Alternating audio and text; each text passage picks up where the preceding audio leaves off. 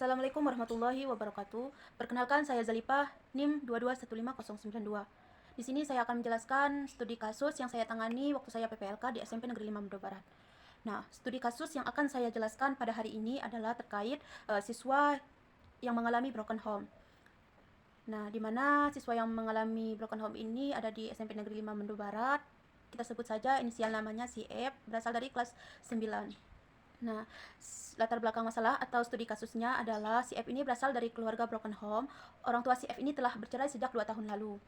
Setelah perceraian tersebut, si F ini tinggal bersama ibunya, sedangkan ayahnya tinggal di kota lain dan jarang sekali berkomunikasi. Di sekolah, si F ini menunjukkan beberapa perubahan perilaku, di antara lain sering terlambat masuk sekolah, jarang masuk sekolah, tidak fokus saat pembelajaran berlangsung, nilai akademik si F ini menurun, sering tidak mengerjakan tugas, mudah tersinggung, dan marah kepada temannya, dan lebih banyak menyendiri. Dan si F ini kurang aktif dalam kegiatan sekolah. Berdasarkan hasil observasi wali kelas dan guru BK, diketahui bahwa F ini merasa sedih, kecewa, dan kehilangan perhatian dari kedua orang tuanya. Kondisi ini berdampak pada perkembangan pribadi, sosial, dan akademiknya, sehingga si F ini memerlukan layanan bimbingan dan konseling. Nah, layanan yang diberikan kepada konseling atau kepada si F ini, yang pertama, layanan awal yang diberikan adalah identifikasi masalah. Nah, guru BK melakukan observasi perilaku siswa di kelas, mewawancara dengan wali kelas, wawancara dengan guru atau guru mata pelajaran mereka, wawancara awal dengan siswa tersebut atau wawancara awal dengan si F tersebut. Nah, kemudian pengumpulan data diperoleh melalui catatan kehadiran siswa, nilai akademik, catatan pelanggaran di sekolah, informasi dari teman sebaya, informasi dari orang tua, informasi dari guru-guru. Kemudian ada diagnosa masalah. Ditemukan bahwa penyebab utama penurunan prestasi dan perubahan perilaku siswa atau si F tersebut adalah kondisi keluarganya yang broken home, yang menyebabkan kurangnya perhatian dan dukungan emosional. Kemudian ada penetapan layanan. Layanan yang dipilih adalah layanan konseling individual, layanan home visit atau kunjungan rumah, konsultasi dengan orang tua, kolaborasi dengan orang tua, dan bimbingan pribadi dan sosial. Kemudian ada proses dan langkah inti dari layanan BK. Tahap pertama, ini membangun hubungan konseling, di mana guru BK ini berusaha menciptakan suasana yang nyaman agar siswa atau si F ini merasa aman dan percaya untuk menceritakan masalahnya. Nah, tujuannya apa? Tujuannya ini adalah untuk menumbuhkan rasa percaya, membuat siswa atau si F ini terbuka mengenai masalah yang dialaminya.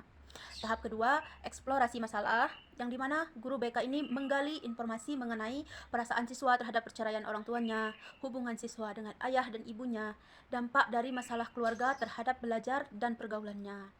Nah, hasilnya apa?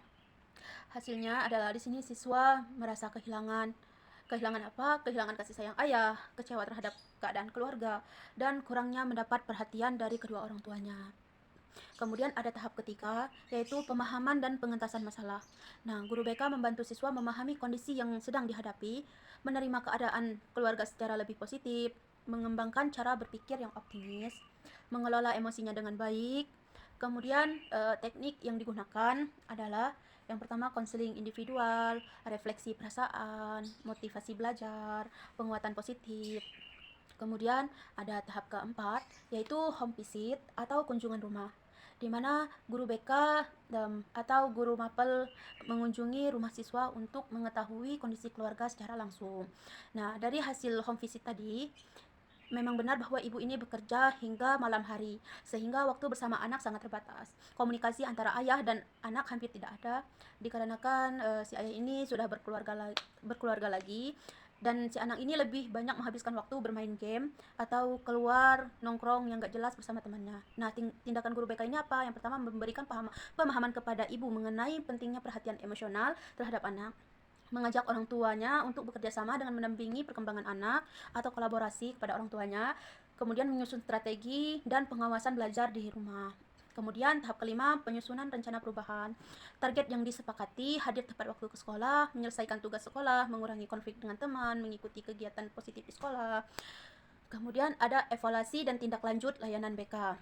yang dimana evaluasi yang dilakukan setelah 1 bulan layanan diberikan kepada si F ini adalah adapun indikator keberhasilannya yaitu kehadiran si F ini atau siswa tersebut telah meningkat, prestasi belajar mulai membaik, hubungan sosial lebih baik, emosi si F ini lebih stabil, kepercayaan diri si F ini meningkat. Nah, hasil evaluasi terjadi perubahan positif, kehadiran sekolah lebih teratur, tugas sekolah lebih banyak diselesaikan oleh si F ini, dan si F ini pun mulai aktif bertanya di kelas. Konflik dengan teman sebayanya pun berkurang.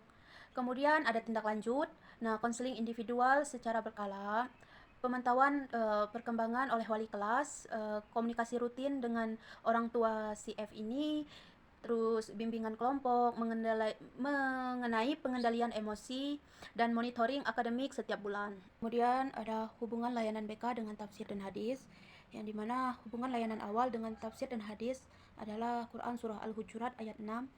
Jika datang kepadamu orang fasik membawa sesuatu berita, maka telitilah kebenarannya.